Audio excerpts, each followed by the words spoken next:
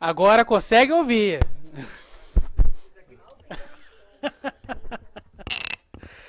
Novamente, boa tarde a todos. Vamos iniciar a palestra Como o Fortalecimento da Democracia Desenvolve o Brasil. A doutora Ana Tereza Basile, nossa presidente, não pôde comparecer por motivo de força maior, mas mandou o seu abraço, o seu carinho e respeito à nossa deputada Marta Rocha. Ela tem muita admiração por ti, deputada, tá? Muita admiração mesmo. E eu quero agradecer a todos que estão aqui presentes. A doutora Ivone Caetano, a nossa desembargadora, está a caminho, só não chegou ainda porque ela, com seus 80 anos, está fazendo mestrado. E isso é muito bonito, porque ela mostra que nunca é tarde para sempre estudar, se qualificar, aprender, crescer, trocar e ensinar. Mas ela está a caminho, sim. Assim como a doutora Ana, a doutora Ivone Ferreira Caetano, também é apaixonada pela nossa deputada Marta Rocha, também tem muito carinho pela nossa deputada, e já vai estar chegando, falou que no máximo, às 16h10 ela já está entrando aqui. Trouxe inclusive o fotógrafo particular dela, nosso amigo. Também quero agradecer a deputada Marta Rocha por comparecer, trazer grandeza ao nosso evento, com certeza absoluta vai contribuir ao máximo na discussão do tema proposto. Quero agradecer o João Vitor Malé, que é o criador do evento de hoje. O João Vitor conversando comigo meses passados: Caio, eu quero realizar um sonho, eu quero palestrar na OAB com a doutora Marta Rocha. Tô mentindo, Silvio? Obrigado. Então, vamos realizar esse sonho, né? Um sonho grande que não é só dele, é meu também. Então, estamos realizando o evento aqui. Para quem não conhece, vou falar o currículo de cada um aqui. Então, a doutora Marta Rocha, deputada estadual, delegada de Polícia Civil do Estado do Rio de Janeiro. O doutor João Vitor Salgado Malé, advogado, conselheiro recursal da Previdência Social, mestre em Direito, também membro da Comissão de Ciências Políticas e Economia da OAB Rio de Janeiro. Quero agradecer ao Pedro Arthur Martins Landim Porto, mais conhecido como Pedro Porto, que é diretor do Instituto Brasileiro de Estudos Políticos e fundador do projeto educacional Construindo Amanhã. É uma jovem liderança trabalhista e, por ironia do destino, há um ano atrás, recebeu meu voto para vereador no município do Rio de Janeiro. Eu não imaginaria que exatamente um ano depois, estaríamos aqui dividindo a mesa juntos. É uma grande liderança trabalhista e, se Deus quiser, irá galgar voos maiores, porque o Brasil está precisando de pessoas éticas, jovens, inteligentes, que amem o Brasil de verdade. Então vamos começar o evento. Vou fazer uma introdução aqui, vou passar a palavra para o doutor João Vitor, que o evento é dele, depois eu passo a palavra para a deputada, depois, se a desembargadora Ivone tiver chegado, eu passo para ela, senão eu já passo para o Pedro e a gente encerra com a doutora Ivone Caetano. Então, para quem não sabe, o evento Como Fortalecimento da Democracia Desenvolve o Brasil.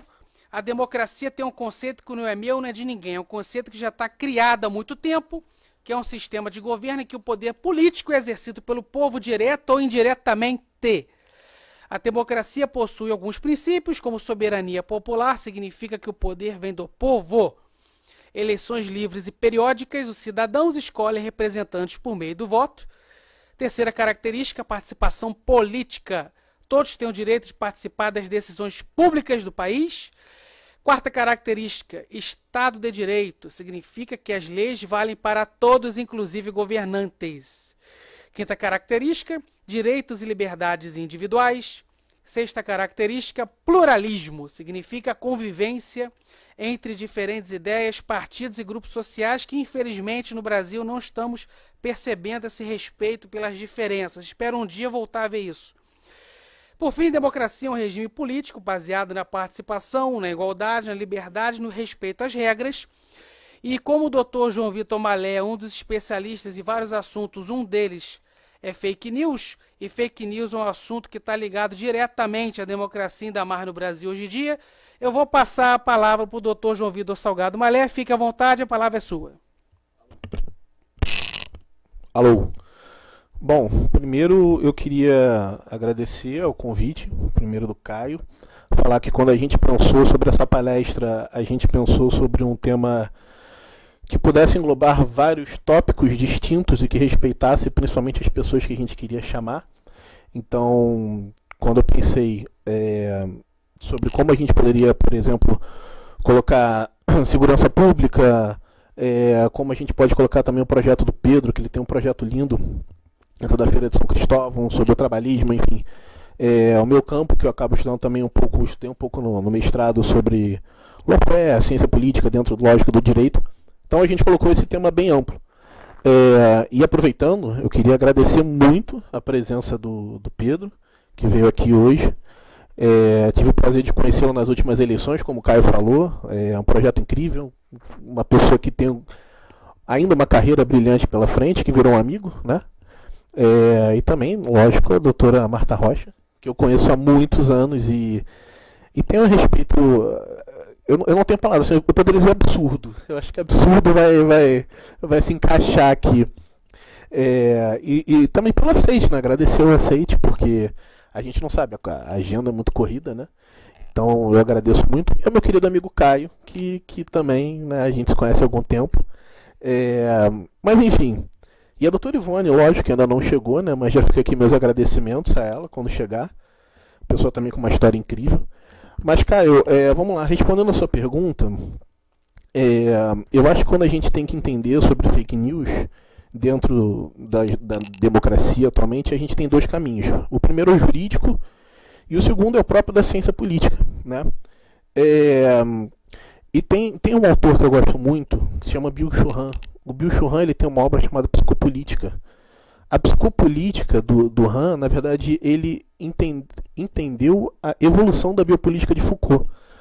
Quando o Foucault falava sobre biopolítica, ele falava sobre um Estado que ao mesmo tempo era muito paternalista e ao mesmo tempo era muito assistencialista, né? Inclusive, uma das últimas obras, que na verdade foram transcritas de uma das suas aulas na França, quando ele foi indagado sobre biopolítica, ele falou assim, não, a biopolítica está sendo modificada e eu não posso dizer ainda como é que ela vai ser com o neoliberalismo. Mas aí se passaram 40, 50 anos e o Byung-Chul Han começou a fazer essa análise na sua obra Psicopolítica. E a psicopolítica, ela vai no contraponto da biopolítica. Quando a gente tinha um Estado extremamente opressor e ao mesmo tempo paternalista, a psicopolítica ela é justamente ao contrário. A psicopolítica ela quer que as pessoas façam parte do Estado. E não apenas isso, as pessoas querem fazer parte do Estado. As pessoas querem consumir, as pessoas querem trabalhar, as pessoas querem se agregar. Só que o grande problema dessa mudança é que quando ele faz análise do cenário político, de um ponto até consumerista, ele fala que a política virou como se você entrasse dentro de um supermercado e olhasse para uma prateleira. E aí você vê os espectros políticos ali, um cara da esquerda, né, uma pessoa da esquerda que tem um assunto um pouco mais assistencialista. E você olha para uma pessoa de uma direita, que seria, por exemplo, no Brasil, que pode ser compreendido assim, com outros tópicos. E aí, entrando na fake news, o grande problema dessa questão é que entrou-se no que ele chama de período da pós-verdade, né? O período da pós-verdade é que cada espectro dentro desse campo político se torna uma narrativa, não se torna mais uma verdade. Então, eu acho que a grande dificuldade da gente falar hoje sobre política, sobre fake news, é que tudo se tornou narrativa e nada se tornou mais verdade. Porque dependendo para onde você olha, você começa a ver diferentes narrativas sobre o mesmo fato. E aí eu acho que é o grande desafio do Estado Democrático de Direito seria entender que ponto você termina uma narrativa e que ponto você começa uma fake news. E lógico que isso é muito danoso para o Estado. A gente teve, até em 2020, um projeto de lei que começou a classificar, tentou, né, na verdade, positivar os crimes de fake news. Na época, eu dei uma ajudada a isso, até aprendi pelo mestrado, e, na minha opinião, tinham alguns quesitos que, na verdade, se confundiam ali. Por exemplo, você trazia a responsabilidade ao mesmo tempo para o usuário e para a rede social. Ou, por exemplo, se você compartilhasse 5 vezes mais uma mesma mensagem, você seria bloqueado da rede social. Então, tinham vários pontos naquele projeto de lei que, na minha concepção, englobavam questões delicadas, que com certeza mexeriam com a liberdade individual, enfim.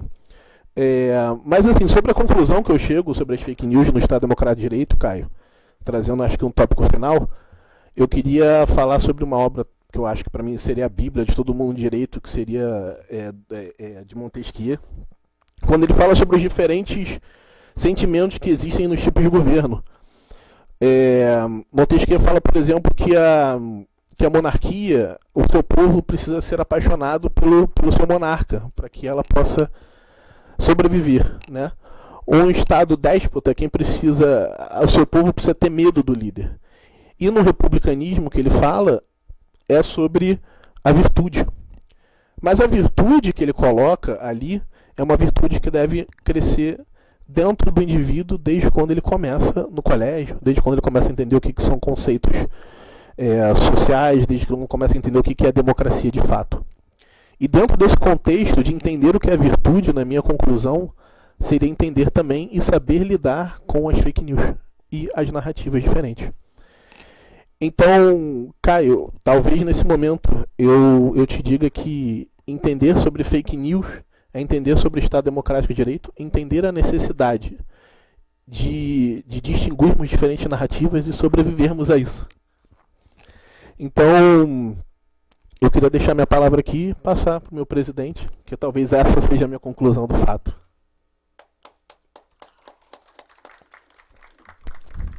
Obrigado, doutor João Vitor. Antes de passar a fala para a deputada, eu preciso falar que estão presentes aqui.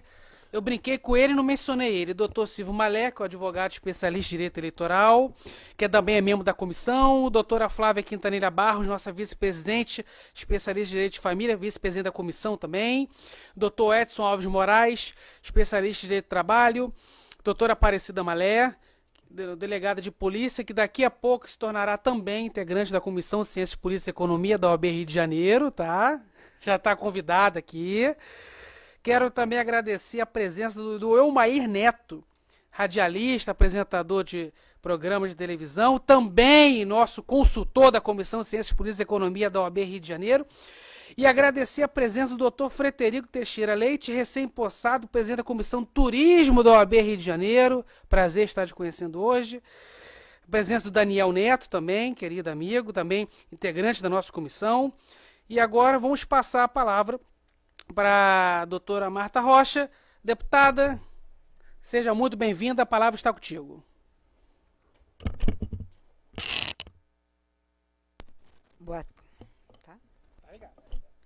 Boa tarde a todas e todos. Eu quero dizer da alegria de estar aqui, nessa que é a Casa da Democracia, e agradecer o convite aqui que veio através da Comissão de Ciências Políticas e Economia da OAB, na figura do João Vitor, que eu conheço desde a barriga da mãe, né? Porque a mãe dele queria muito ser delegada, ela já deve ter te contado essa história. E ela viveu nos momentos ali de final de concurso, né, com todas as durezas de um concurso para a Polícia Civil, acalentando João na barriga, e conseguiu essa vitória de ter aprovado no concurso e de ainda ter uma pessoa maravilhosa como o João Vitor, que é um pouco sobrinho de todos nós. Cumprimentar Marcelo Eri, Maria Aparecida Malé, minhas queridas amigas, Pedro Porto, em nome deles, cumprimentar todas as pessoas. Eu confesso que eu fiquei pensando muito o que eu poderia, qual a contribuição que eu poderia trazer, e sempre pensando que a minha figura era um pouco misturada, diria eu, né? Tem a figura muito forte da delegada, tem a figura de uma parlamentar que está no seu 3º mandato, né, que tem uma postura progressista no parlamento, e tem agora a figura da secretária de assistência social. E eu queria fazer esse corte, já que a gente está falando sobre democracia, e fazer um link exatamente com a minha chegada à Polícia Civil. Eu chego na Polícia Civil em 1983. Portanto, o primeiro concurso público que permitiu a presença de mulheres na Polícia Civil. Ao mesmo tempo, o Brasil vivia um processo de redemocratização. Estávamos ali vivendo o processo da Assembleia Nacional Constituinte. E quando eu chego na Polícia Civil, eu chego sob o manto de uma Constituição na condição de escrivã de polícia. E se a gente começar a fazer esse marco de 83 até 88, a gente vai ver que a Constituição Cidadã, que foi fruto exatamente da participação, e a participação é uma característica da democracia, a gente vai ver o quanto a polícia, as forças policiais, tiveram que se reorganizar, se reformular para exercer o papel previsto na Constituição de 88. Então, provavelmente, tem alguém aqui que tramita também pelo campo do direito penal, vai lembrar que, quando nós chegamos, os nossos policiais mais antigos, o Mamed provavelmente vivenciou esse momento, a Polícia Civil tinha o poder do mandado de busca. E quando eu faço meu segundo concurso público para delegado de polícia e assumo em 90, eu entro por uma porta que trazia, né, como pano de fundo a Constituição de 64 e inicio minha função como delegada sob o manto da Constituição de 88. Então, na Constituição de 88, a Polícia Civil perde o mandado de busca. Na Constituição de 88 surgem os direitos e garantias, então você tem que dizer ao preso quem o prendeu, qual o motivo da sua prisão, né? Você tem no artigo 5º todas aquelas questões, né? Que a casa é um asilo inviolável do cidadão, e na questão dos direitos sociais, a gente tem algo que antes não era pensado, que é pensar na segurança pública como um direito social. E na definição da segurança pública é dever do Estado e direito, né, e responsabilidade de todos. Então, a gente consegue ver, né, o quanto essa participação, o quanto esse momento democrático, fértil, vivido nos anos 80, traz hoje uma Constituição que é uma Constituição que está vinculada exatamente aos direitos e garantias individuais. E quando a gente vai olhar individualmente, a gente vai ver, por exemplo, que se teve um segmento que de 88 para cá tem ganhado protagonismo, é o direito das mulheres. Então, você vai encontrar na Constituição da República, lá, porque em 86 nós tivemos a criação da Delegacia de Mulheres, nós identificamos um crime que não fazia parte dos registros policiais. Em 88 a gente tem a garantia de que o Estado é responsável pela integridade física da mulher e para enfrentar a violência intrafamiliar. A gente tem o Programa de Atenção Integral à Saúde da Mulher. A gente tem a tese de que a posse da terra nos projetos de habitação de interesse social deve ser dada às mulheres, e a gente tem a garantia da igualdade de oportunidades para homens e mulheres. E quando a gente migra para a leitura da legislação, sobretudo da legislação penal, a gente vai ver se tem um tema que cresceu, e cresceu muito, a partir da participação da sociedade nesse debate, é o enfrentamento da violência contra a mulher. Então, a gente tem o abandono, né, da lei do menor potencial ofensivo, onde o pagamento da cesta básica era a mercantilização da violência, para a Lei Maria da Penha, para a lei do feminicídio, para a construção do tipo penal violência psicológica, né? Ganhamos até das fake news, né, para a construção desse tipo penal, para a questão dos crimes cibernéticos. Então, a gente vai percebendo, né, que essa participação popular que tem a ver com democracia, ela fortalece as instituições e ela fortalece também, né, o ambiente de debate, e ela fortalece também aqueles pressupostos que a gente tem que construir através da legislação para conduzir a convivência social.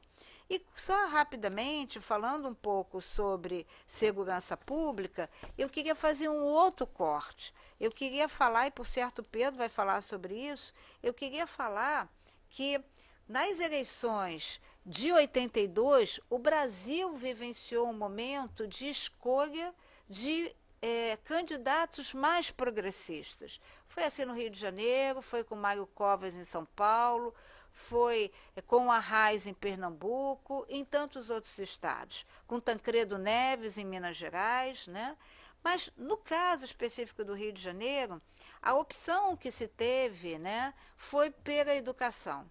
Então, quando a gente lembra a frase do professor Darcy Ribeiro, que diz: vamos construir escolas para não construir presídios, a gente consegue ver o sinal que é dado de que a solução da violência ela não se faz apenas com o aparelho policial. A polícia é fundamental no enfrentamento da violência, mas a prevenção também o é. E apesar de Brizola ter construído e ter inaugurado 500 CIEPs, Darcy Ribeiro perdeu essa eleição para governador. E perdeu porque Moreira Franco disse que acabaria com a violência em apenas 6 meses. E a gente presenciou que talvez, sabe, João, a gente tenha vivenciado a primeira fake news de conhecimento nosso, o primeiro estelionato eleitoral. Porque passados 4 anos, Moreira Franco não acabou com a violência e aí Brizola retorna novamente, né, eleito, e quando ele termina o seu mandato, ele começa a discutir um tema que a gente está sendo pungente nos dias de hoje com a COP30.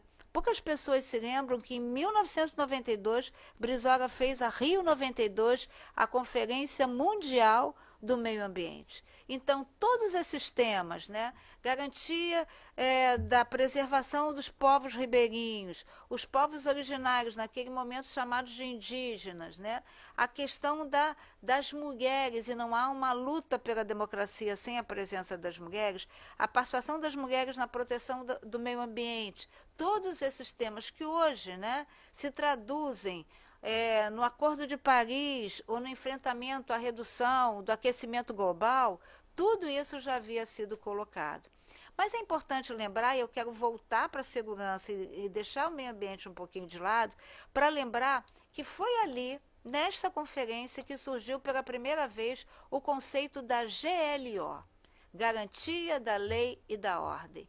Esse é um conceito institucional das Forças Armadas, que, como nós vivíamos um evento mundial, o controle da questão da segurança era feito pelo governo federal na figura das Forças Armadas. E as Forças Armadas, então, utilizam e divulgam pela primeira vez esse conceito de garantia da lei e da ordem, que quer dizer o seguinte: se querem o nosso apoio, nós vamos conduzir as forças de segurança.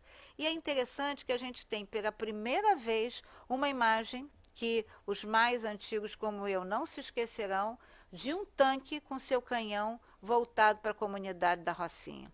Então, é a primeira vez a tradução, né, de que, apesar de vivermos num ambiente democrático, apesar de já termos escolhido por eleições presidenciais o presidente, mas é a primeira vez que é como se a gente trabalhasse o conceito da cidade-partido, né? Como se a violência estivesse nas comunidades.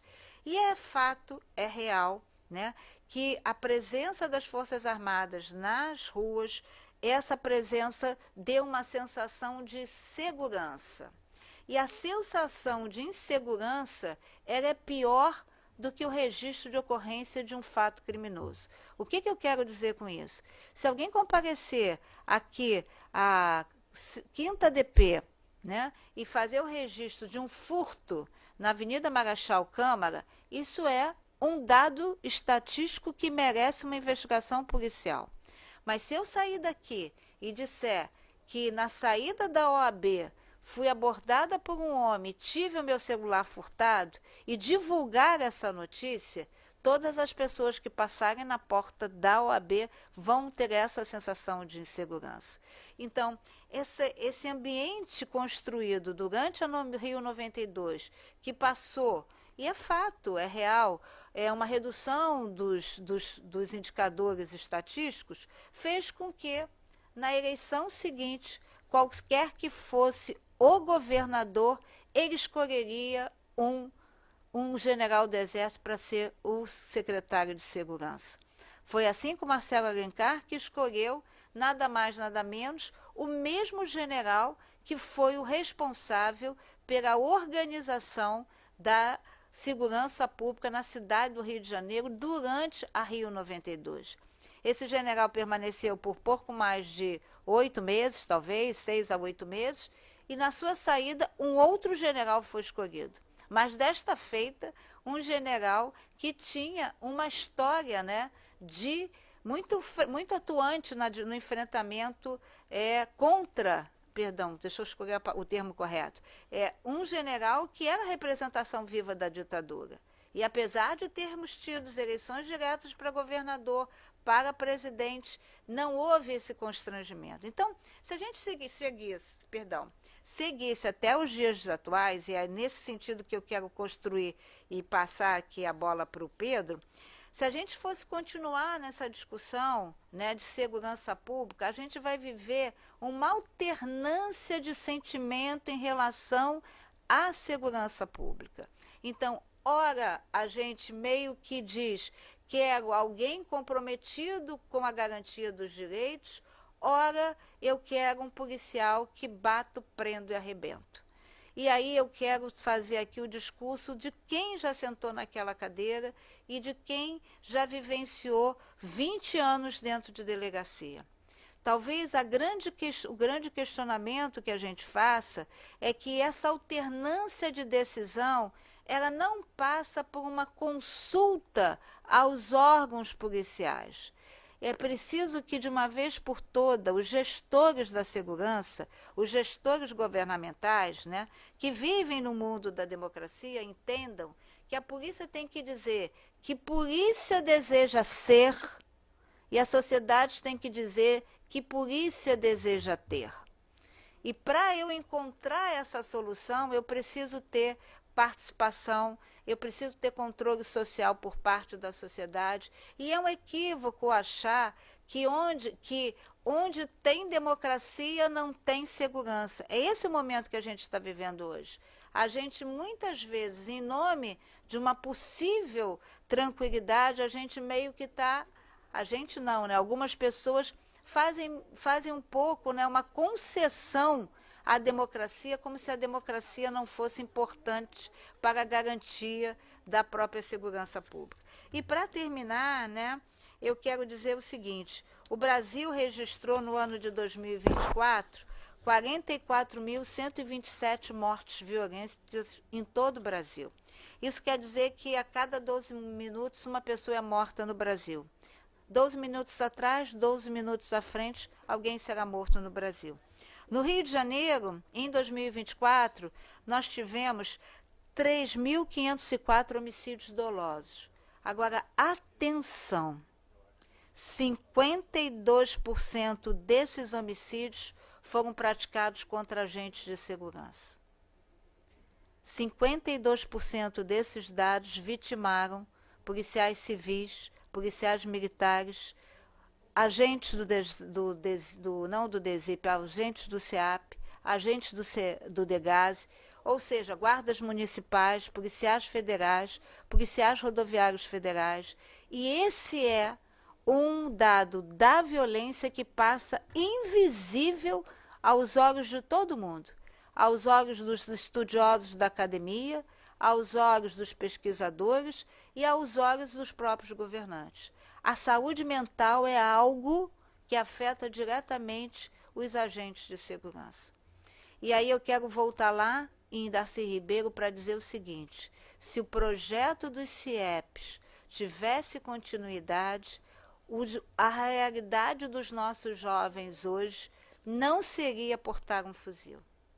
a realidade dos nossos jovens seria totalmente diferente. E há um dado muito interessante no projeto dos CIEPs, porque quem morava dentro dos CIEPs era um policial militar ou um bombeiro militar, que fazia uma espécie de papel de pai social, para acolher aquela criança que ficou na escola, que o pai não veio buscar, ou seja, então a gente tinha ali uma identidade de uma polícia comunitária que falava diretamente com a sociedade. E para terminar, eu aprendi como parlamentar, como delegada e como chefe eu vivi essas arguras, mas como parlamentar eu aprendi que a importância da política pública só está na razão direta da sua rubrica orçamentária.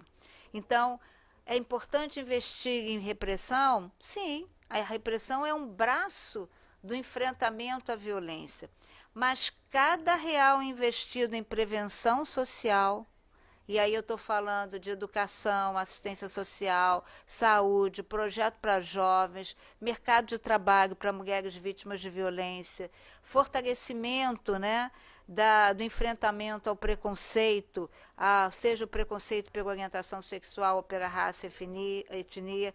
Então, cada real investido em prevenção, a gente economiza R$8 em repressão. Então, a gente economiza em presídio, a gente economiza em morte, portanto, talvez uma vertente de entender essa questão é pensar como economicamente nessa conta que é feita todo dia, né? Então, eu acho assim que, vou me calar verdadeiramente, já falei tantas vezes que ia me calar, mas agora vou, né, para lembrar que segurança é um direito, não é um privilégio, não é um privilégio de quem mora numa ilha dentro da cidade do Rio de Janeiro, não na ilha do governador, mas num espaço, né, onde a violência é mais contida, né? É um direito de quem mora na favela, é um direito de quem é imigrante, é um direito de quem é refugiado, né? E que eu só acredito verdadeiramente que fortalecer a segurança é também fortalecer a democracia. E aí, quando eu penso em fortalecimento da democracia, eu penso no desenvolvimento do Brasil, onde ninguém pode ficar atrás e onde todo mundo tem que ter segurança, tem que ter direito, inclusive aqueles que atuam nas forças policiais. Obrigada, desculpa se eu falei demais. Obrigado, deputada. Foi uma excelente aula de história, de direito, de Constituição. Foi muito bom. Agora, já que o doutor Ivone ainda não chegou, eu vou passar a fala para Pedro Porto. Pedro Porto, a bola está contigo. Faça um golaço. Boa tarde, tem me ouvido bem? É uma pressão ter que fazer um golaço depois de ouvir a deputada Marta Rocha, né? A senhora brincando de que, não, agora eu vou me calar, e a gente assim, fala mais. Eu até já tirei umas 2 notinhas aqui do que eu vou copiar e colar, imitar quando tiver algumas reflexões, mas francamente, antes da gente dividir um pouquinho dessas reflexões que trazem pra gente pensar a democracia, em especial pensar a brasilidade, desenvolvimento do país, parabenizar a iniciativa de vocês. É muito confortável estar nessa mesa, por mais de um motivo. Não só pela convicção que a gente tem muito similar, dos 4 aqui sentados, e isso facilita da gente aprofundar o debate, ao invés de ficar nesse debate miúdo, que é o que hoje impera, né? Um lado, outro, porque ao invés da gente mirar esses lados e afastar as pessoas, porque a gente não tenta sempre buscar essa conciliação para buscar aprofundar. A resposta para o Brasil hoje não pode ser uma resposta simples, ela não pode ser superficial. Então, parabenizar a ti, Caio, que já é um amigo de longa data, trabalhista, minha deputada Marta Rocha, que é minha referência várias vezes, eu não sei se é um ambiente confortável para dizer isso, mas como eu digo em todo lugar, vou fazer na OAB também, é a melhor parlamentar que eu tive a oportunidade de ver e que tenho a oportunidade de ver como exemplo humano, e isso dá referência para a gente, é importante para a gente, ainda mais no Rio de Janeiro. E nosso João, que, irmão, você enquanto um jovem não só dá referência para outros, mas parte principal do que eu queria dividir aqui hoje era pegando o teu exemplo, porque você coloca não só a OAB ou a própria advocacia, não como um lugar só da fiscalização ou um lugar em que você normalmente estaria aí sendo reativo, mas você está sendo propositivo. E eu acho que hoje é urgente que os poderes como um todo estejam conectados para serem propositivos, para serem promovedores, e sendo um jovem. Então, de modo geral, eu agradeço aos que estão aqui. Eu sou Pedro Porto. Esse sotaque diferente é porque eu sou um cearoca, minha mãe é cearense, meu pai é um carioca policial militar daqui de Santa Cruz, mas que está morando lá no Ceará. E, na verdade, é uma honra, mas também uma responsabilidade muito grande estar podendo falar num lugar feito aqui. Então, eu acho que eu ia dividir com vocês mais as reflexões e as inquietudes que a gente, enquanto jovem, tem no momento de hoje, para trazer um pouco dessa sensibilidade. Basicamente, a deputada Marta trouxe para a gente também um momento muito fértil do debate público, que foi a época da Constituição. Você tinha mais de uma geração mergulhada no debate público, mergulhada em falar sobre política e participação social. E, infelizmente, João, essa não é a realidade da nossa geração. Então, partindo desse processo, o Caio dividiu aqui, eu sou diretor do Instituto Brasileiro de Estudos Políticos, presidido pelo Celso Amorim, Roberto Amaral, mas o processo mesmo de caminhada que a gente se engaja é na construção de um projeto de jovens chamado Construindo o Amanhã. E nesse Construindo o Amanhã a gente mirou numa missão e acertamos uma outra problemática. Sobre o microfone? Ah, tá. Tá melhor de ver agora? Pronto. Então, o Construindo Amanhã, isso aqui é a publicação que a gente consegue fazer a partir da criação desse projeto, em que a gente quer olhar para a educação integral como a resposta imediata para as principais questões, inclusive da participação popular, inclusive da questão da democracia, porque isso forma desde a pessoa ter oportunidade, se conscientizar enquanto cidadão e poder fazer parte de um processo político, seja de qual for. Afinal de contas, tudo é político. Então, olhando para esse processo lá atrás, a gente achava, João, que a gente ia ter que juntar uma juventude para ela participar com a opinião dela na mesa dos adultos, nos tomadores de decisão. Só tinha um problema, Caio. Quando a gente chegou lá na mesa dos jovens para buscar essa inquietude, a sensibilidade, o que é legal, quais são as provocações, o que é necessário da gente fortalecer, essa juventude precisava primeiro ser chacoalhada. Ela própria, quando a gente está muito desconectado, a gente mesmo está insensível para o que está doendo, para o que está machucando, para o que é a questão. Então a gente tinha que primeiro chacoalhar essa juventude para ela entender um processo que está acontecendo, para ela reparar nas sensibilidades do o que eu queria numa política pública dentro do meu colégio, que influenciar diretamente em eu ter mais participação, ou eu me formar melhor enquanto um cidadão. Então, a gente entra num processo de tentar evidenciar as opiniões dessa juventude, mas a gente encontra um buraco mais fundo ainda, que é a participação desse jovem, ou, pior ainda, a completa não participação dele, de modo geral. Então, para trazer um pouco desse hiato que a gente enfrenta hoje em dia, o meu recorde de juventude, mais uma geração ainda mais baixa, tem um desafio muito grande. A gente teve, desde o começo do marco histórico, um registro que nunca foi tão baixo na contribuição com a Previdência Social, desde que ela começou a ser classificada, tirada em dados. A gente tem na economia, inclusive no estado do Rio de Janeiro, a gente teve um estudo do professor Mauro Osório, o último, que ele sinaliza ali ainda um aumento no estado do Rio de uma fragilidade com a questão da economia da juventude particular. Entre todos os recortes, Caio, é a que teve o pior desempenho ali ao longo desse processo. E mais do que isso ainda, um outro ponto que a deputada trouxe. Quando a gente estava olhando para a educação, no 6º Congresso de Juventude lá em Brasília, eu acho, antes da gente ter ido com esse projeto por Encontro de Juventudes da ONU em 2024, e logo depois lançamos essa publicação, a gente encontra jovens de todas as faixas etárias, de todos os estados do país, para participarem do processo de engajamento para falar das suas sensibilidades. O jovem ele consegue encontrar não só qual é o problema, e foi-se apontado majoritariamente a questão da desigualdade social, mas ele não está só tonto, sabendo qual é o problema, sofrendo com esse problema. Ele aponta a resposta. E a principal resposta apontada não foi uma política pública para falar, ou de assistência, para falar com a questão da desigualdade. Foi a educação, o ponto mais pontuado entre todos os delegados no encontro de juventude em Brasília. E teve uma surpresa. Depois que a gente volta, entendendo que o que a juventude mais queria pautar como um caminho de transformação para dar resposta para o problema da desigualdade, que era tido como o maior problema para essa geração, a gente falou, vamos entrar na educação. Quando a gente começa esse trabalho aqui no estado do Rio de Janeiro, com mapeamento de delegados, jovens engajados e tal, um única pauta estava acima da pauta de educação, quando a gente fez o nosso mapeamento aqui. E foi a questão da saúde mental, que a deputada Marta Rocha acabou de falar, na classe dos policiais militares.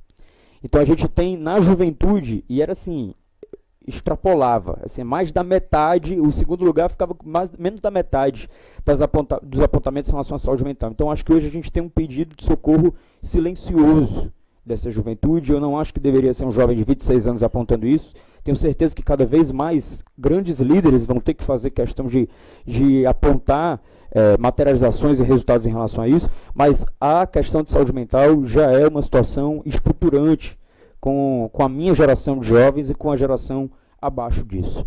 E por que eu estou comentando dessa questão da participação popular do jovem e da questão da saúde mental também em dada medida? Essa geração anterior venceu as suas lutas. A Constituição é um exemplo disso. O debate público aconteceu, as pessoas participaram, as pessoas foram para a rua, sabe? Alguns gigantes da política se movimentaram naquele processo. A nossa geração viveu um processo diferente da criminalização da política, do apartamento da política, do afastamento, do excesso de telas, né? Do excesso de narrativas. E essa preocupação fez uma geração cada vez mais afastada da política. Eu mesmo, meu pai e minha mãe, lá no Ceará, não me queriam na política. Acho que hoje apoiam por gentileza essa minha paixão, a querer correr atrás das coisas. Mas quem hoje olha para a política e fala, rapaz, é isso aí que eu quero para meu filho. Rapaz, que orgulho que dá para ver isso daqui. É difícil.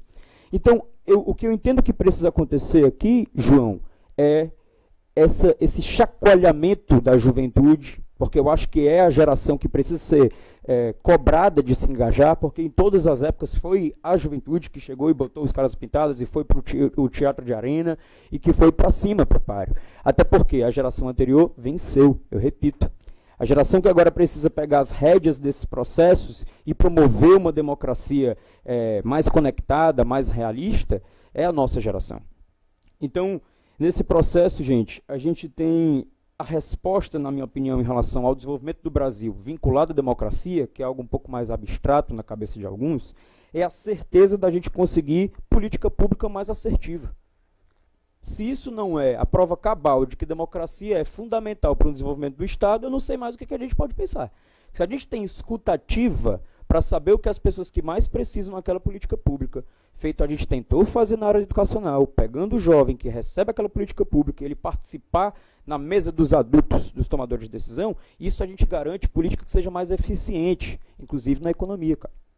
E mais do que isso, eu acho que aí, sendo um trabalhista, se a gente consegue participação popular, se a gente consegue engajamento democrático, se a gente consegue políticas públicas mais assertivas e o povão percebe que, opa, eu me envolvendo, eu estando atento, eu participando, a coisa melhora, eu consigo me sentir parte de um processo, ao invés de só assisti-lo acontecendo como majoritariamente tem acontecido ao longo dos últimos anos, com esse enfraquecimento da política, com esse enfraquecimento da democracia, como um todo que a gente tem os poderes fortalecidos. E a possibilidade, Caio, deputada Marta Rocha, com sorte, da gente inclusive aprofundar uma correlação de forças, aprofundar um debate público para mudanças estruturantes de modelos econômicos, já que a comissão trata disso, que sejam mais democráticos também.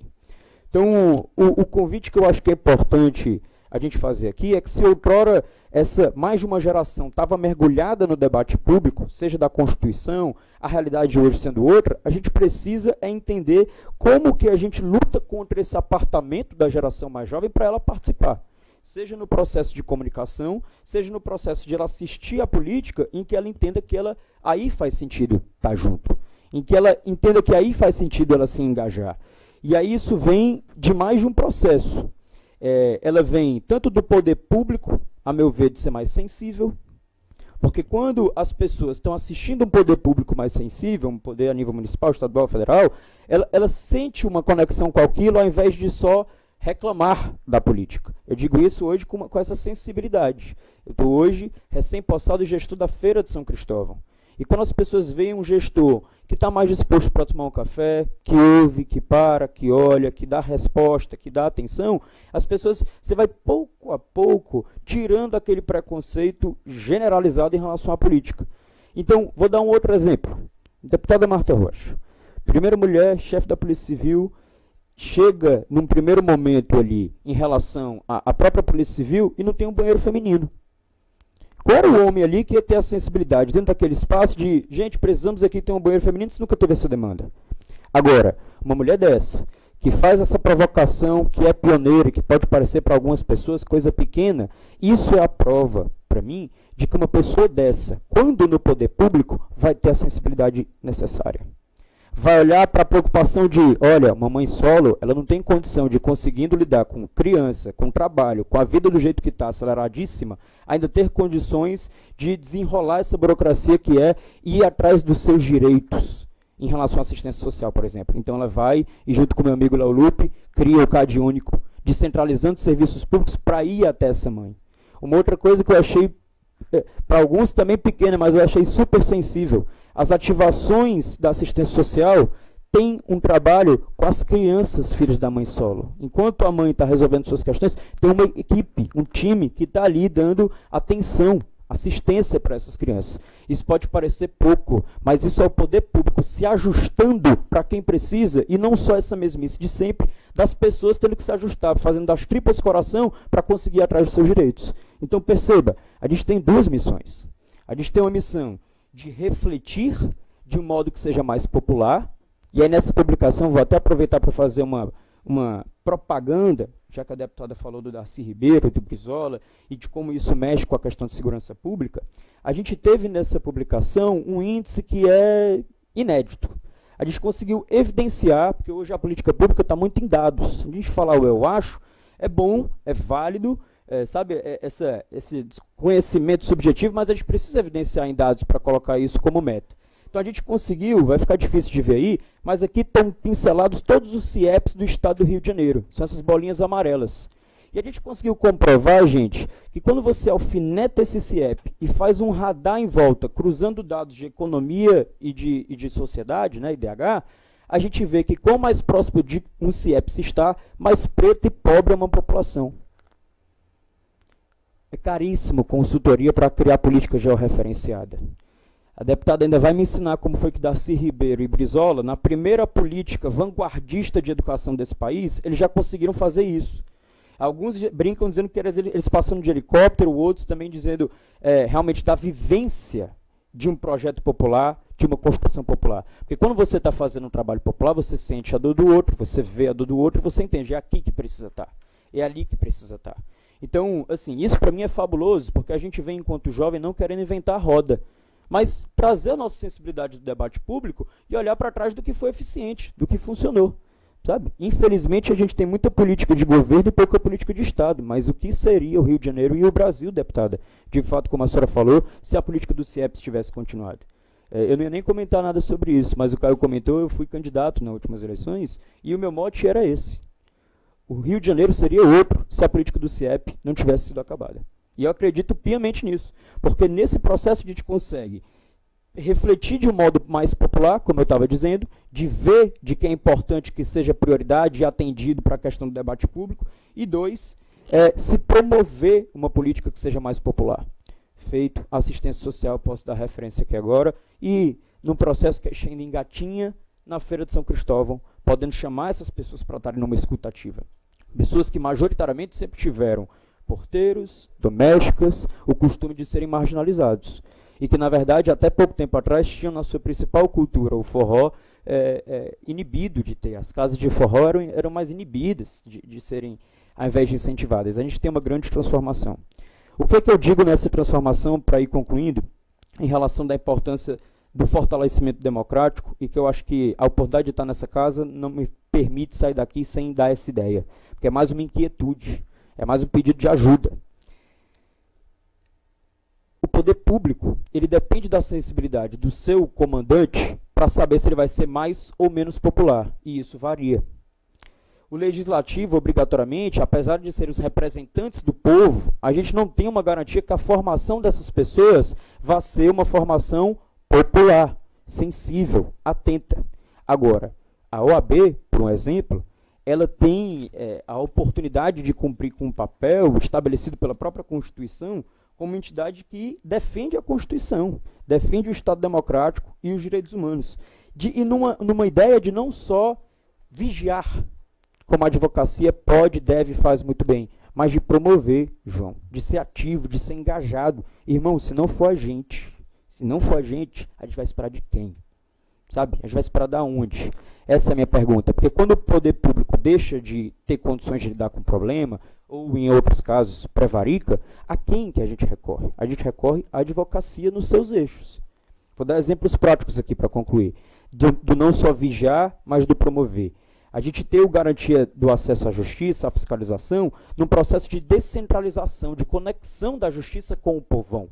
A gente tem em Fortaleza um exemplo muito bonito do Cuca, que é um equipamento de jovens super visitado, aberto à comunidade, e eu estou fazendo referência ao Cuca porque ele parece muito o equipamento do CIEPS aqui no Rio de Janeiro, e a Defensoria descentralizou uma sede dela no Cuca. Porque ela viu, rapaz, o pessoal está lá. O pessoal não tá sendo atendido aqui na nossa sala, o pessoal está lá, vamos para lá. E se descentralizou, num termo de cooperação feito com a Prefeitura, com o Cuca e com a Defensoria, essa sede sendo colocada lá.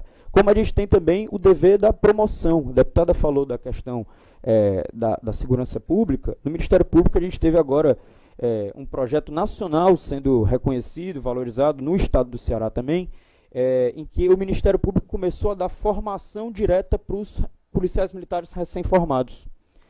Porque o policial militar, num momento desafiador de hoje em dia dessa sua formação, o Ministério Público queria dar orientações de como fazer o processo de coleta de materiais, coleta de dados, como fazer esse encaminhamento com o delegado. Eu não vou saber os trâmites legais em relação a isso. Mas o policial militar, para a gente destruir essa narrativa de que o prende e solta, prende e solta, prende e solta, que está muito superficializado, sabe?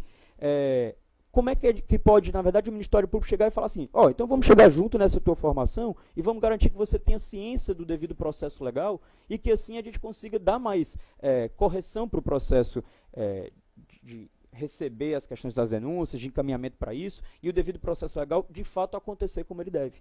Porque às vezes por pequenos detalhes, algo que de fato deveria acontecer, deixa de acontecer em relação à advocacia, e isso é ultra justo. Mas o que a gente faz em relação a isso? O que eu entendo que é o principal para hoje em dia é a gente, enquanto sociedade civil, se engajar, se chacoalhar, se cobrar essa geração de juventude, para a gente cobrar participação social, para a gente fazer essas pessoas estarem no meio do debate público, a gente ter a política pública que dê resposta sendo mais conectada, porque isso vai fazer uma política pública mais eficiente, e assim a democracia se conecta com o conceito material de desenvolvimento econômico. E 3, se a gente não pode depender de todos os poderes, esperando que eles vão colocar o desejo coletivo, sabe, a pauta coletiva como prioridade, o interesse popular, o interesse coletivo como prioridade, eu não vejo lugar melhor do que a advocacia, e aqui eu vou sinalizar o AB enquanto uma instituição, um caminho que possa obrigar, propor esse interesse coletivo como acima das outras coisas. Porque pode fiscalizar, porque tem ciência das coisas, porque se conecta com os outros 3 poderes. Então, essa iniciativa aqui, irmão, de tu enquanto jovem, e dentro da UAV, promover esse debate público, e a partir daqui a gente engatinhado em como que a gente faz mais e mais dessa participação popular, eu acho que é o principal movimento que a gente pode fazer, cobrar e evidenciar de que com mais democracia a gente tem de fato um desenvolvimento econômico para o país. Obrigado.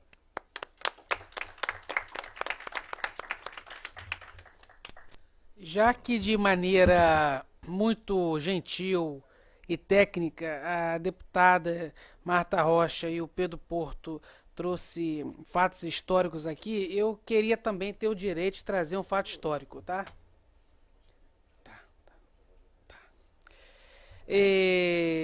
O tema de hoje é democracia, então vocês estão me provocando a falar de história aqui. Em 1961, a Constituição do Brasil, na época, previa que o povo elegesse por voto direto o presidente da República e o vice-presidente. Ou seja, o vice-presidente também era eleito diretamente por voto do povo. Não é como é hoje, que é chapa. Em 1961, o presidente era o Jânio Quadros e o vice-presidente da República, na época, era João Goulart, conhecido como Jango. Jânio Quadros, um grande político que também era muito humorista, cismou e do nada renunciou à presidência da República, em 1961.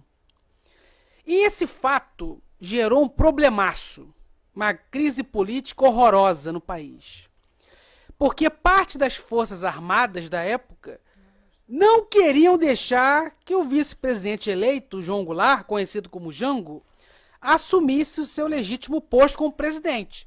Se a Constituição fala que a renúncia do presidente ou a vacância do cargo o vice-presidente assume, os militares não estavam aceitando esse comando constitucional porque o vice era o João Goulart, um cara que eles detestavam e cismaram que ele era comunista.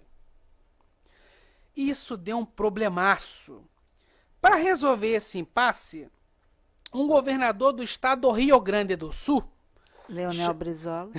obrigado, deputada, junto ao general Machado Lopes, pegaram em armas e organizaram o povo gaúcho com metralhadoras, ônibus, caminhões, carroças, carros, para organizar uma frente popular para garantir o preceito constitucional.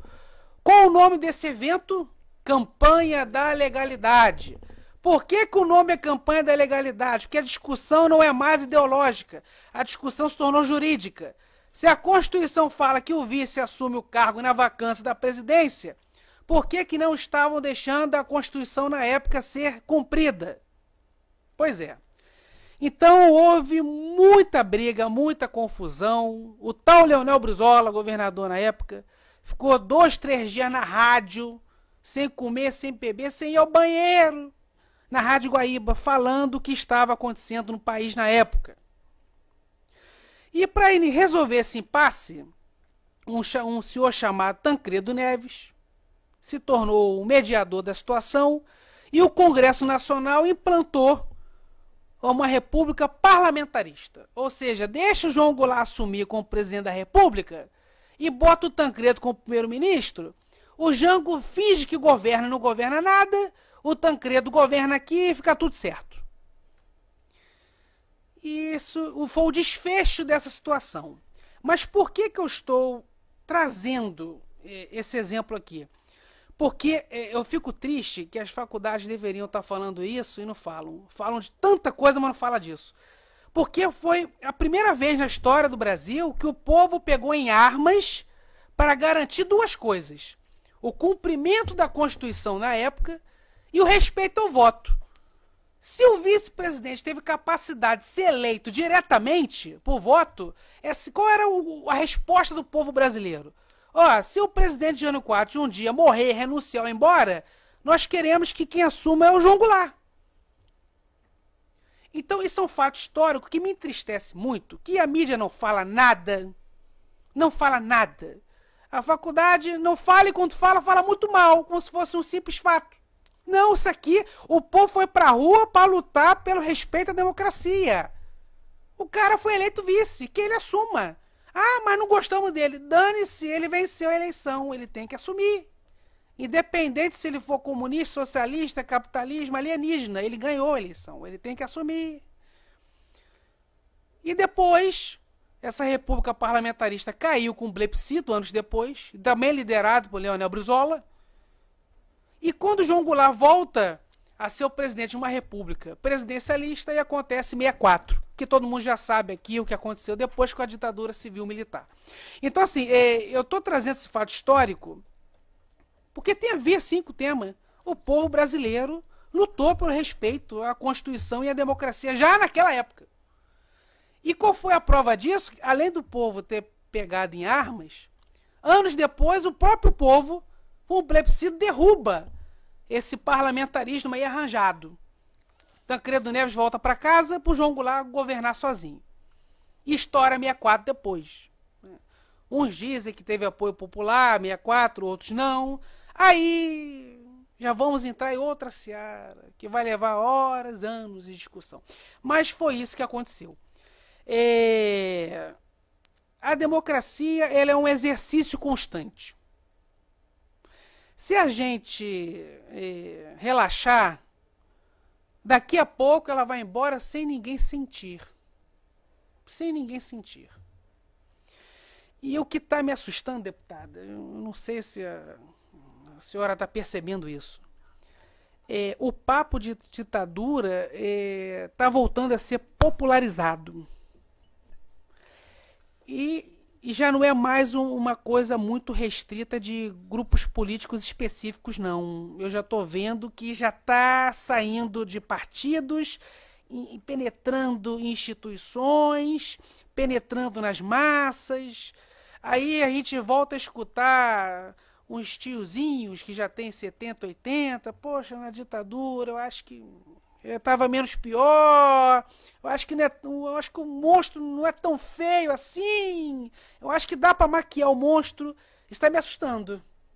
Isso está me assustando. Eu acho que se não tiver uma resposta cirúrgica para esses papos, esse sonho volta a se desenvolver, se alimenta, daqui a pouco já vem para a prática. Tá assustador. Essa é a minha leitura. Eu queria saber a leitura da deputada e também do João sobre essa ressurreição da popularização da ditadura e a demonização da democracia. Alô. Caio, vamos lá. Sobre a questão de ditadura, isso eu não quero ser prolixo aqui, ficar citando 300 mil autores toda hora, mas acho que a gente tem que ter alguém para se referenciar de vez em quando, para não fingir que a gente está tirando da cabeça. Mas tem uma obra muito legal que se chama Como as Democracias Morrem. Não sei se já ouviram falar, do Ziblatt e do Levitsky. Quando ele fala sobre o falecimento das democracias, ele fala sobre o derretimento das suas instituições, de dentro para fora. Eu acho muito legal isso. Porque quando ele menciona as ditaduras que já existiram e a diferença das ditaduras modernas, as ditaduras modernas, elas não são mais como se entrasse, né, um tanque, né, e mandasse todo mundo para casa naquele momento, ou como a gente, quer dizer, eu não vivi, né, mas como aconteceu de 64 até 85. As ditaduras, que são basicamente maquiadas modernas, elas são corrompidas de dentro para fora, dentro das suas instituições. Então, quando a gente fala sobre ditadura, talvez em um conceito novo, a gente tem que tomar cuidado no aparelhamento, na verdade, de suas instituições, de como as instituições não conseguem ser imparciais, né, em suas tomadas de suas atitudes, porque a verdade é que talvez, e eu acho que isso que eles colocam na obra, muitas pessoas não vão conseguir perceber o quanto a ditadura voltou sem ela voltar. As pessoas não vão conseguir, em sua grande maioria, perceber que estão vivendo em instituições falidas, em instituições corrompidas, em instituições que perderam a sua função, o seu objeto. Só um minuto aqui que eu quero agradecer a presença aqui da doutora Ivone.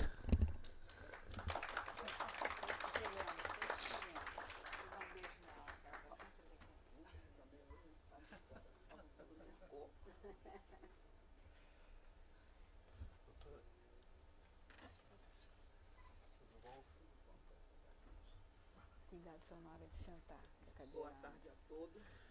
Desculpe o horário, mas eu estou fazendo mestrado. Olha que coisa. No primeiro período da aula e vim para cá correndo, mas chegou bem. E estou toda ruim, hein? Pode passar para ela falar.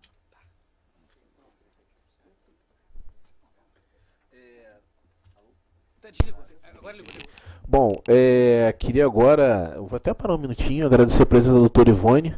Caio, e por favor, quero até devolver a palavra para você, para passar para a doutora Ivone, porque isso aqui é uma lenda aqui que está aqui com a gente. Palmas, por favor.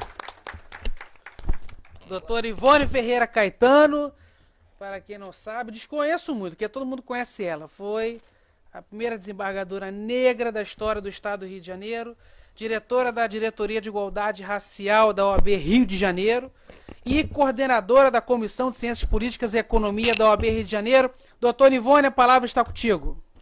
Boa tarde a todas e a todos. Peço desculpa por interromper e chegar neste horário aqui, mas foi uma questão muito forte que me fez, obrigada, a pedir a doutor Caio que me recebesse nesse momento. Eu sou mestranda da Astácio, nunca fiz porque muito trabalho, tudo. Mas quando eu comecei a ganhar doutor honoris causa, eu achei que eu deveria fazer um preenchimento. Fui fazer. Caíram as aulas justamente todos os dias neste horário. Então tive que chegar aqui a esta hora, viu? Peço desculpas. Vou ficar mais sabidinha. Ou sabona, como vocês quiserem, tá? E eu não quero interromper, não, por favor. Não, depois eu falo sobre... Depois não. A doutora Ivone então Democracia. encerra o evento. Vamos Ué, você não vai falar? Eu já falei. Todo mundo já falou. Todo mundo já Todo mundo falou. já falou? Você, já. Só falta Estamos você. aqui esperando você. Eles estão me fazendo maldade, hein? Nada, a gente tá na expectativa também. Viu? Ainda vem a minha comidinha. Vocês estão pensando o quê? Tá? Agora, por falar em democracia no nosso país, é um absurdo e uma pena que nós teríamos todas as características para viver uma real democracia. E aqui não é assim. Só haverá real democracia no Brasil o dia que todos forem iguais e serem tratados de forma igualitária. Já falei, doutor.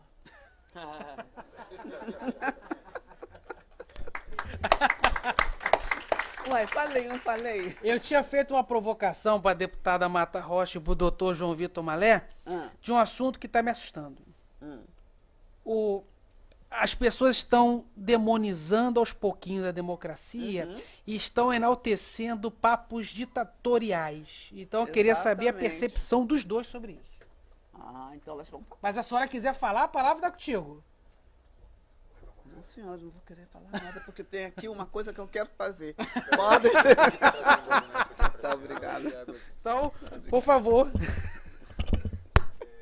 Ele faz isso comigo, pra frente de vocês, para eu passar vergonha. Porque ele sabe de tudo isso, já conversamos. Mas ele faz. E eu denuncio. Bom, Ai, tô toda eu tava pichona, falando uma das tireoides, só. do Ziblatt Levitsky, né? E da- Eu até me perdi, gente. Tô tentando lembrar que eu tava falando e não consigo. Que talvez as pessoas não se apercebam. Verdade. Então, assim, tentando voltar, talvez exista um momento em que as pessoas não consigam mais distinguir exatamente em que estado democrático eu estou, até que ponto eu consigo perceber a aplicação do direito, até que ponto eu consigo perceber o princípio da isonomia.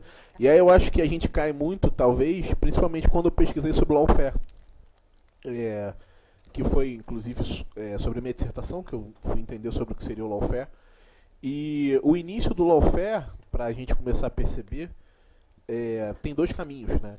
Quando eu fui falar sobre isso. O primeiro, a gente entender a questão jurídica, perceber as suas incongruências na sua aplicação, e aí trazendo ao que o Caio falou muito sobre o período, né, antes da ditadura, e depois entender a conjuntura política.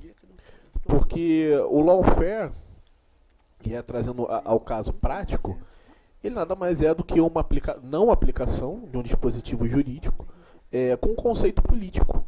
Que o seu conceito final, na verdade, é político. Então ele tem um motivo para isso acontecer. Né? Então você começa a entender a partir desse ponto. E aí, Caio, quando a gente fala sobre ditadura,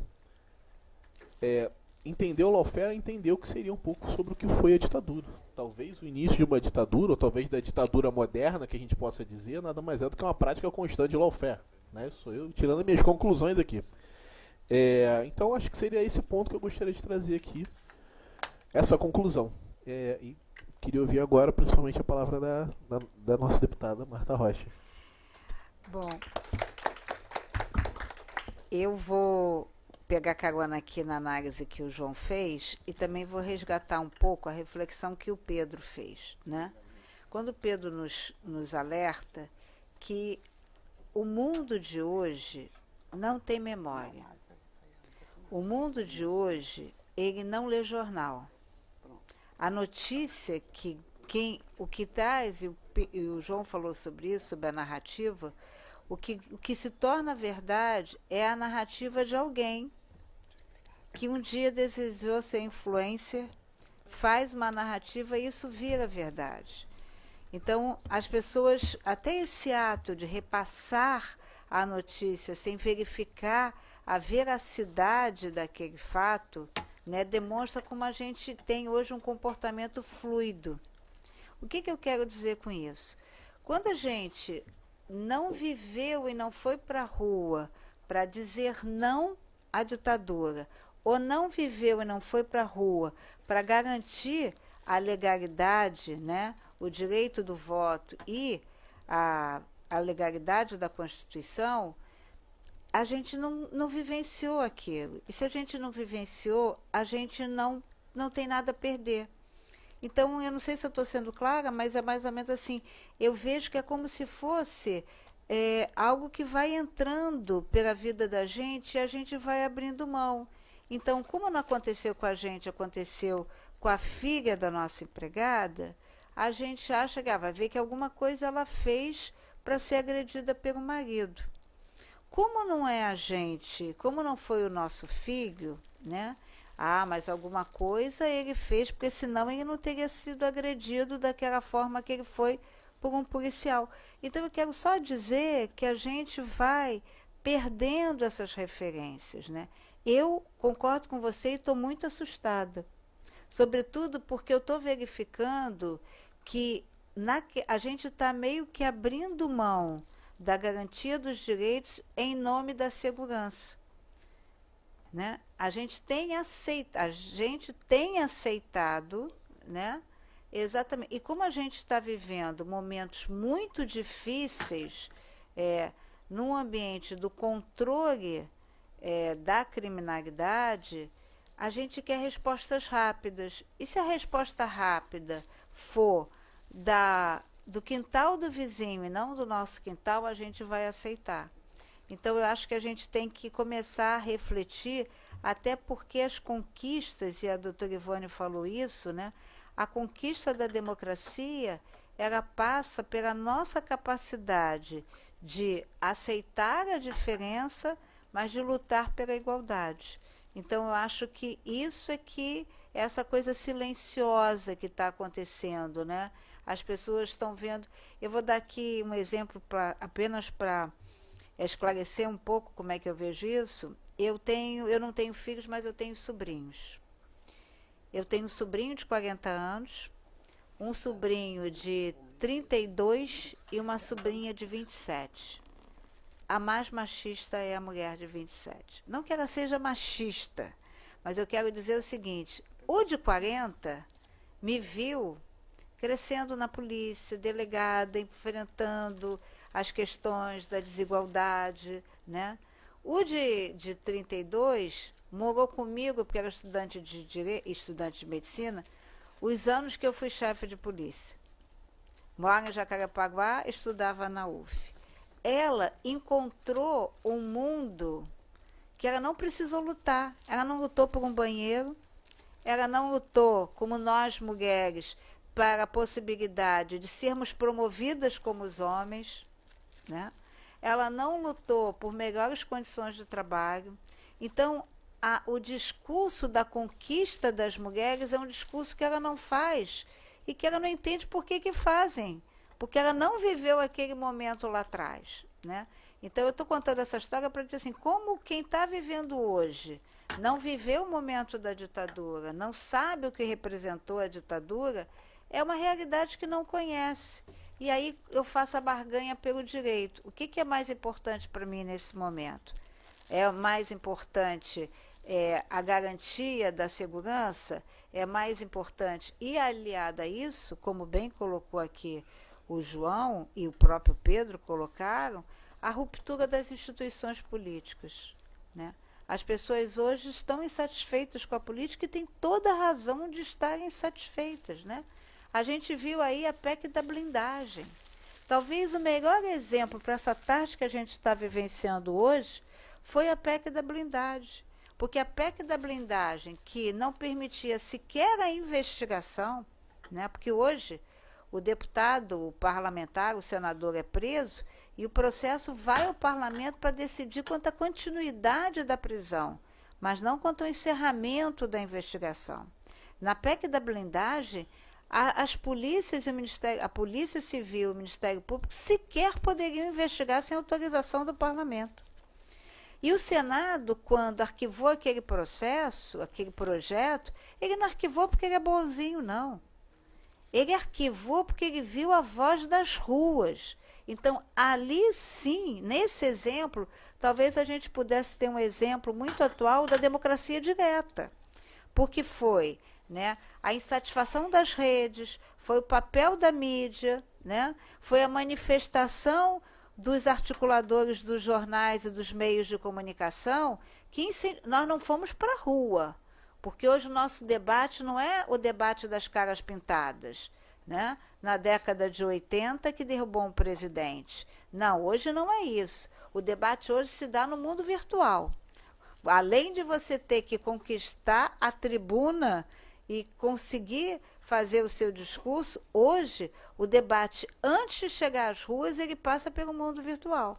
E no mundo virtual, as pessoas tiveram clareza de que a PEC da blindagem era um absurdo e era um ato indigno com o poder do povo com a democracia. E aí o Senado arquiva sem colocar em votação.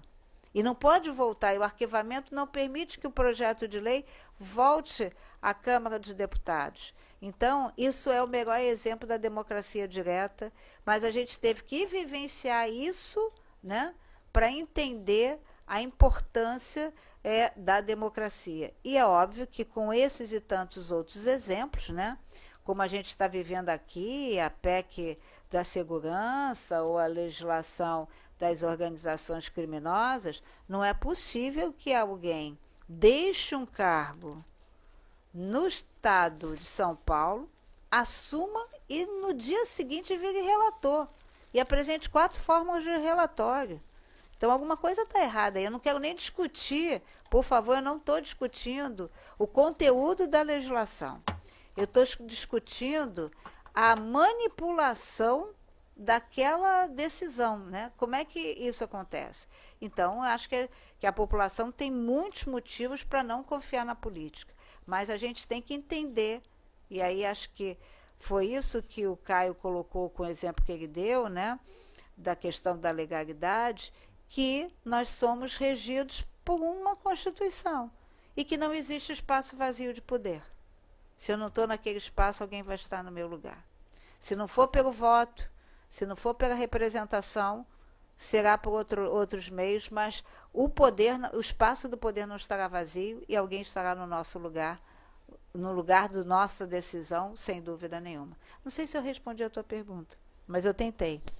Respondeu brilhantemente, senhora, e o doutor João Vitor. Pedro, antes da gente finalizar o evento, faço a mesma provocação. A demonização da democracia e o enfeitamento da ditadura te assusta?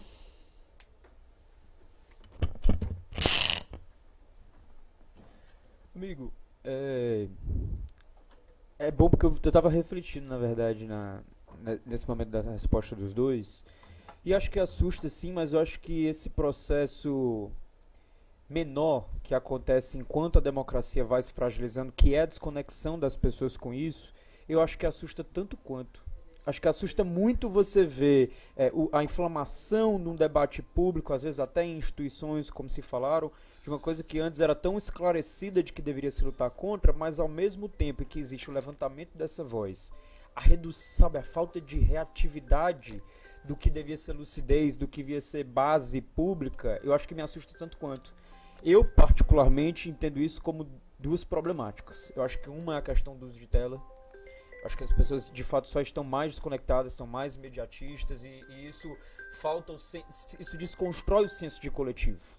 Porque o meu coletivo está na minha individualidade plena, que é isso. Isso aqui tem um algoritmo de tudo aquilo que eu quero. Por que eu vou me preocupar com a dor do outro? Por que eu vou reparar na dor do outro se no carro eu estou aqui imediato, sem nem olhar quem a população em situação de rua está do meu lado? As incoerências desse tempo de extrema concentração de renda que a gente vive.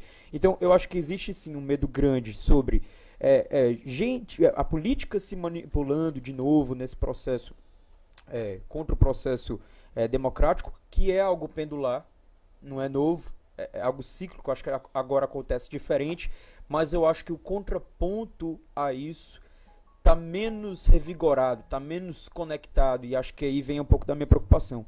E é interessante porque a deputada estava comentando um pouco dessas questões. A minha área de formação não é educação. É muito sensível falar de educação sem ser da área de educação, então por isso que o time de jovens que tem isso aqui tinha desde assistência social, educadores, enfim. Mas a minha área de formação é relações internacionais.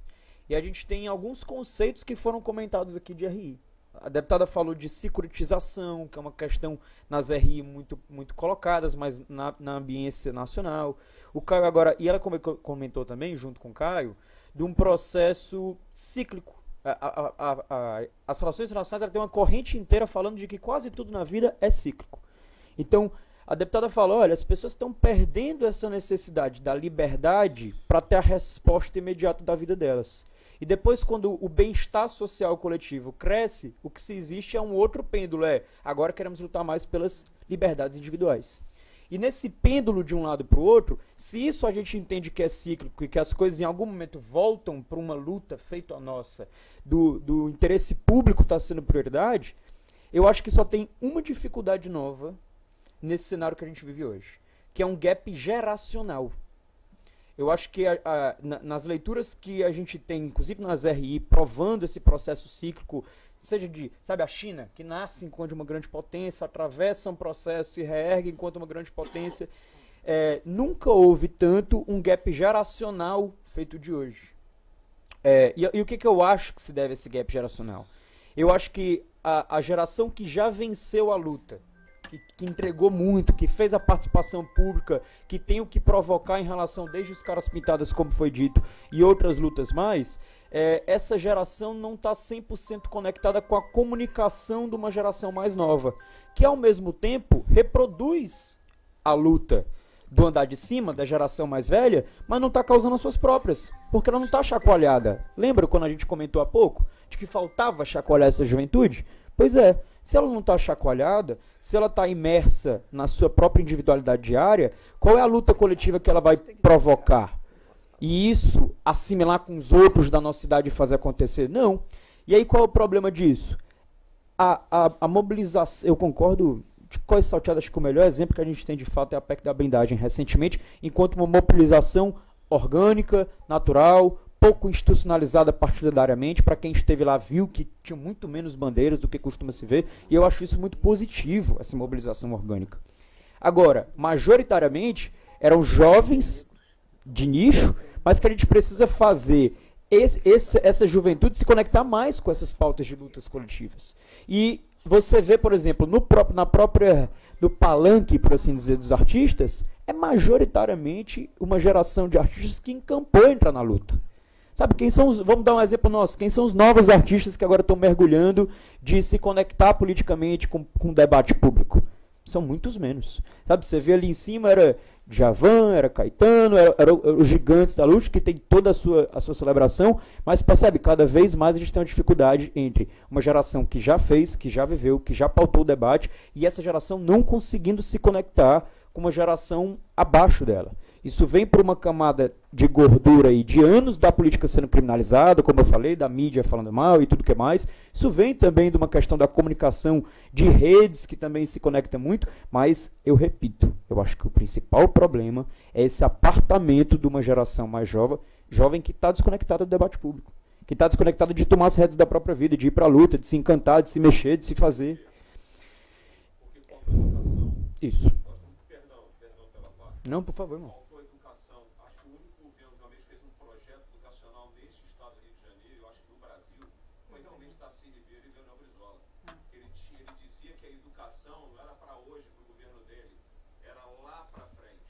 É isso. Então, eu acho que a juventude de hoje não tem ideia da história do Brasil, a juventude de hoje não tem ideia, não tem uma educação forte, não tem uma educação, nossa educação pública é fraca, é muito fraca.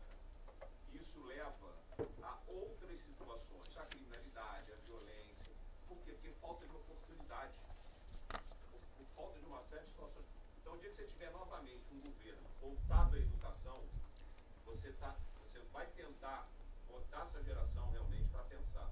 Hoje em dia, você não pensa, você escuta ou lê o que o seu celular lhe mostra. Isso é uma infelicidade. É isso. Então, E eu já sou mais velho, mas a gente quer mais, tem mais um pouco de visão, e que o que falta é isso. Então, vamos torcer para que eu até, doutora Marta Rotas, tentei ver que eu digo, como político é imediatista, a grande parte da nossa política só pensa na próxima eleição. Então, se nós tivermos uma mudança de mentalidade dos governantes, porque os governados, a grande maioria, infelizmente, não está pensando, aí sim nós podemos pensar que futuramente essas narrativas irão cair, a criminalidade irá diminuir. Até lá, temos que... olha, a sua Posso bater palma? Achei por sensacional. favor, eu ia dizer assim, ó, a sua fala me deu vontade de ir pensando aqui, ó, linka com isso, linka com aquilo outro, porque daí a gente vem, ó, conectar a importância da ocupação social junto com as operações, como a deputada falou, faz todo sentido. Eu fui policial civil, na época da doutora Marta Rotas era escrivã. Eu fui policial civil. Em 2012, vou te dar um pequeno exemplo. Em 2012, por questão de saúde, eu já não estava na polícia. Eu era advogado e eu entrei na campanha política de um vereador dentro do Chapadão em 2012. Inclusive com um pouco até de receio. E eu vi famílias inteiras construindo suas casas, uma ao lado da outra. Era o pai, a mãe, o neto, o filho, o sobrinho, o tio. Por quê? Porque era uma forma de proteção contra a criminalidade. Toda uma família residindo no mesmo local. Até eu peço perdão novamente, porque eu sei que eu não estou na mesa. Mas, então, eu tinha uma visão como policial civil que fui, e tinha a visão como advogado, como protetor, como lutador pelas questões sociais. Então, essa visão me trouxe assim, a pessoa que mora em comunidade, ela não gosta da criminalidade. Ela quer a legalidade, com a tranquilidade dos seus próprios filhos. Então, essa experiência me trouxe, acrescentou muito na minha vida pessoal e profissional. Porque depois eu passei a atuar como advogado. Eu saí do meio policial. Então, é por isso que eu digo hoje, e com muito afinco, que a educação é a base de um futuro governo. É a base de realmente se construir uma sociedade forte. Porque até então nós vamos viver, mediante as fake news, com as narrativas que levam à destruição da nossa sociedade. Né?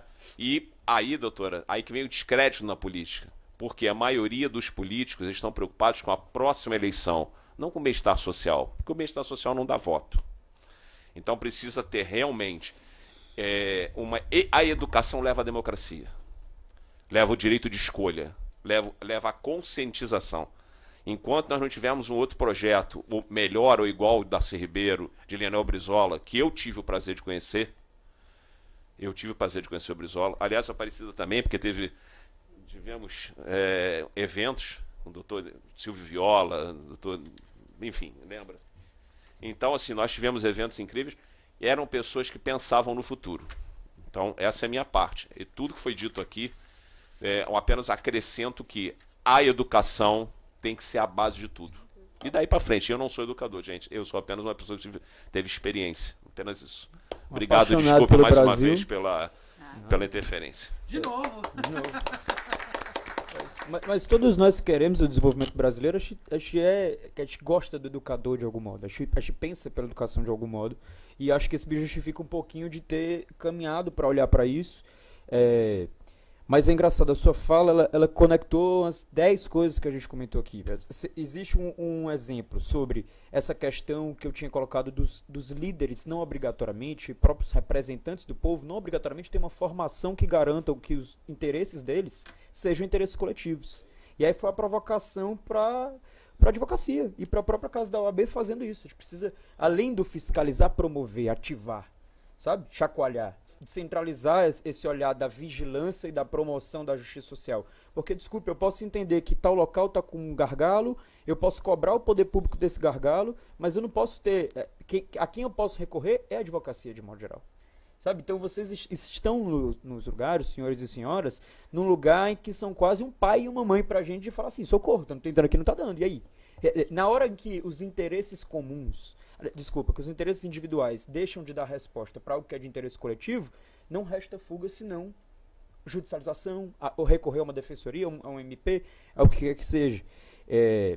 Então, sinalizou também dessa questão da educação como base, né, que eu acho que é o principal do nosso pensar, do nosso acreditar em relação a Darcy, e eu acho que a reflexão disso é o que a deputada falou, é cifra. É lindo, o discurso é bonito, agora, o CIEP foi o que foi porque ele foi colocado como prioridade. E o reflexo de prioridade para um poder público são duas coisas. Vontade política, em que o líder tem que bater de frente, porque todo movimento de mudança tem dificuldades. E dois, reflexo no orçamento, que é o que a deputada colocou, e que o senhor também colocou para a gente aqui agora. E o que eu acho interessante, o senhor já mais experiente, como o senhor falou, apontou para a questão da educação, mas a própria juventude, no congresso que eu falei lá em Brasília, aponta para uma questão que é de um desafio social / econômico, mas aponta para a educação como isso. Então, assim, existe corrente para isso. Sabe, existe caminho para isso. Essa provocação que falta da gente se conectar. E aí, a única acréscimo que eu queria dar, que é mais um pedido de socorro também. Existe um gap geracional grande. E ele é maior com a geração abaixo de mim, tá? Ele é profundamente maior. É uma geração que vem, inclusive, com 18, 19 anos, recém-vinda, com uma sociabilidade diferente, porque teve muitos anos no meio de uma pandemia, no momento em que o jovem precisa socializar. Sabe, a educação integral, ela vem não entendendo só a questão da base curricular comum. Ela vem entendendo que eu preciso ter também uma educação integral no sentido em que eu desenvolvo cognitivo da criança, cultura, lazer, saúde primária. Uma criança com fome não tem como ela aprender. Então, e por aí vai. Então, é dessa dinâmica que a gente consegue garantir duas coisas. A cidadania da criança, porque uma criança só marginalizada, ela vai ser uma criança mais ferida do que autônoma. E dois, que é uma opinião minha, que tem alguns desafios em relação a isso, mas a questão da alfabetização na idade certa. Eu, a princípio, acho que é um debate complicado, porque qual é a idade certa para a criança? Né? Uma criança que vem de uma área de vulnerabilidade, uma outra que não, mas indiferente a isso, vamos deixar de ter justificativas do porquê aquela criança não alfabetizar e vamos buscar ferramentaria nas melhores políticas públicas, nos melhores exemplos que a gente tem, para a gente garantir que aquela criança tenha a alfabetização na idade certa. Por quê? Porque se eu não sou alfabetizado, não tem como eu ter um mínimo de autonomia, não tem como eu ter pensamento crítico, não tem como eu me formar minha cidadania. E eu viro mais num processo de status quo, em que o status quo quer que a política esteja desconectada, quer esse apartamento da democracia, quer esse afastamento, quer essa superficialidade. Segurança pública não pode ser debatida enquanto lado. Segurança pública precisa ser aprofundada com material, com dado, como é que faz com eficiência. Entende? Mas cada vez mais a gente vai desfalecendo o debate público para superficializar ele. Isso é um perigo para a democracia. Né? É isso. Pedro, novamente você arrasou, obrigado pela sua fala. Então, antes da gente encerrar o evento, eu vou passar a fala para a doutora Ivone Ferreira Caetano, mas eu quero só registrar aqui no nosso evento que acabou de chegar o doutor Luiz Fernando Costa, um dos maiores criminalistas do estado do Rio de Janeiro e membro da Comissão de Ciências Políticas e Economia da OAB Rio de Janeiro. Obrigado, doutor, pela presença. Um grande trabalhista também, como a gente. Agora, eu vou esperar o Pedro parar de tietar a doutora Ivone para ela... Dá vontade de tietar, eu sei disso. Para a doutora Ivone Ferreira Caetano agora... proferir sua mensagem. Desculpa, senhores e senhoras, mas eu fiquei aqui, desde que eu cheguei, fiquei pensando na voz, na palavra, na fala de cada um daqueles que aqui estão, exceto do Dr. Caio Mirabelli. Então, veja bem. Não, eu não quero que ninguém ria de mim, hein? Bom, então, veja bem. Eles estavam falando em todas as necessidades que nós temos atualmente. Todas as necessidades que, com o decorrer dos séculos, foram chegando, foram sendo criadas. Por exemplo, as questões da democracia, a questão da desigualdade, a questão do preconceito. Eu estava lembrando exatamente porque eu sou bisneta de uma mulher que nasceu sobre a lei do ventre livre. E ela nos contava tudo às 6 horas da noite, quando você lembra da Ave Maria de Júlio Lozada? Aquela hora ela nos reunia, porque a mamãe era afilhada dela, puxou para nosso casa. ela reunia todos nós e contava coisas que vocês não vão entender. Eu guardei muita coisa e muitas vezes, quando tem alguém falando, algum acontecimento ocorrendo, me vem na cabeça as coisas que ela dizia. Eu peço desculpa, porque o que eu vou falar não é nada jurídico, entendeu? É uma coisa bem mais anterior, que é a criação da humanidade. A humanidade foi criada na África, onde não havia nenhum preconceito, não havia nenhuma dessas questões. Como é que elas foram criadas? Com a expansão do povo da África, que foi criado tudo o que a gente vê agora. Foram embranquecendo, foram para outros países onde não havia aquele sol nem aquele calor, foram embranquecendo e foram se tornando superiores. Mas lembrem-se, todos, porque é uma coisa que quando a gente começa a lembrar, muda muita coisa na cabeça da gente. Hoje, eu falo em relação aos meus ancestrais, só que todo mundo tem ancestral, porque todo mundo é decorrente da África.